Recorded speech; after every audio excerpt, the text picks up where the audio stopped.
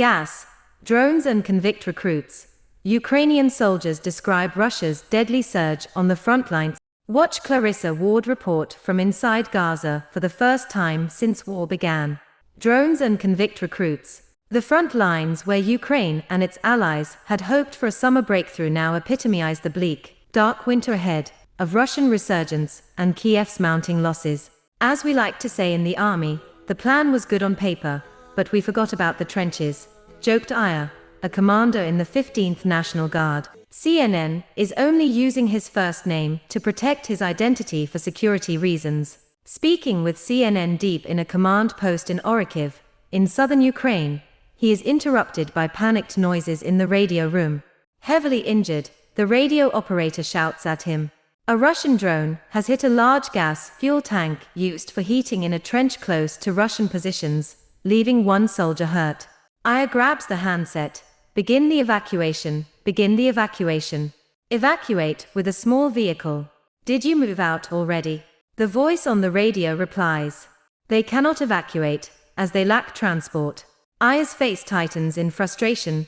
All he can do is wait for news in agonizing silence. Minutes later, the radio crackles again. The soldier is already 200 military code for dead. It's over, Aya tells his men. No rush. We can't help him. The body of Sergei, aged 48, will now be collected after dark, when it is safer. He is one of 4 Ukrainian soldiers killed that day, and about 50 that week in this area alone, according to a Ukrainian official in the area. Aya, a Ukrainian commander, describes the huge challenges for his forces with the bleak, dark winter ahead, with Russia resurgent amid Kiev's mounting losses. Waves of Russian convict recruits. Every casualty makes a difference, said Aya. It affects everyone's morale. It is very painful for me. The winter fight is beyond bleak. North of Robotyne, where fierce fighting raged months ago, Ukrainian drones are outnumbered by Russian ones, with 40 of the latter hitting one Ukrainian trench network in a day recently. The Ukrainians face relentless waves of Russian convict recruits, properly trained and equipped, backed by armor, and often, they believe, given a mix of drugs to bolster their attack. Ukrainian soldiers showed CNN drone footage of an injured Russian, his leg severed, yet a ghoulish smile on his face, seemingly oblivious to the pain. Those fighting in besieged Ukrainian trenches say they now face another threat: the use of gas as a weapon. 9 incidents have been recorded in recent weeks in this area, one Ukrainian combat medic told CNN, in which a caustic and flammable gas had been dropped by drones onto Ukrainian lines, causing 1 fatality. The gas is used to cause panic and followed by conventional shelling or drone attacks, soldiers impacted said. A Ukrainian intelligence official told CNN the substance deployed by the Russians was a form of CS gas. CS gas, a riot control agent also known as tear gas, is a chemical compound that can render people temporarily unable to function by irritating the eyes, nose, mouth, lungs and skin, according to the U.S. Centers for Disease Control and Prevention. The use of riot control agents in warfare is prohibited under the United Nations Chemical Weapons Convention.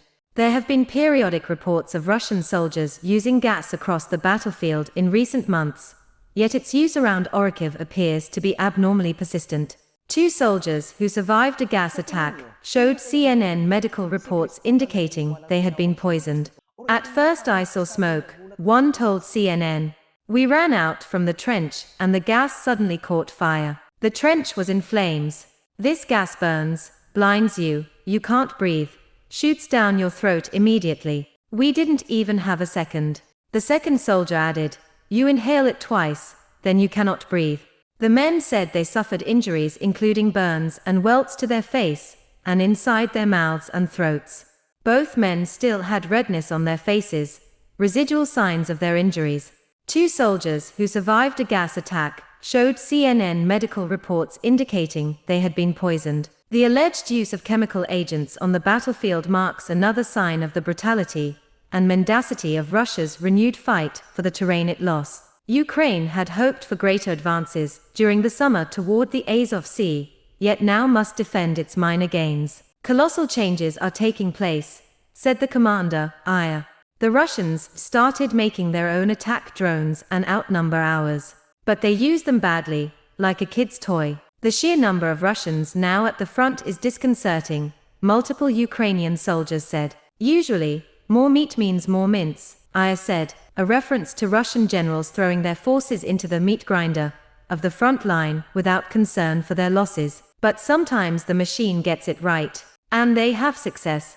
In a tiny bunker closer to the front line, CNN observed a Ukrainian drone unit, part of Aya's command, trying to hunt Russians at a nearby crossroads. 2 Russian soldiers emerged from a trench carrying a stretcher, likely laden with food. The operator held the drone back, so it would not be spotted, and called in a mortar strike, which appeared to fall short.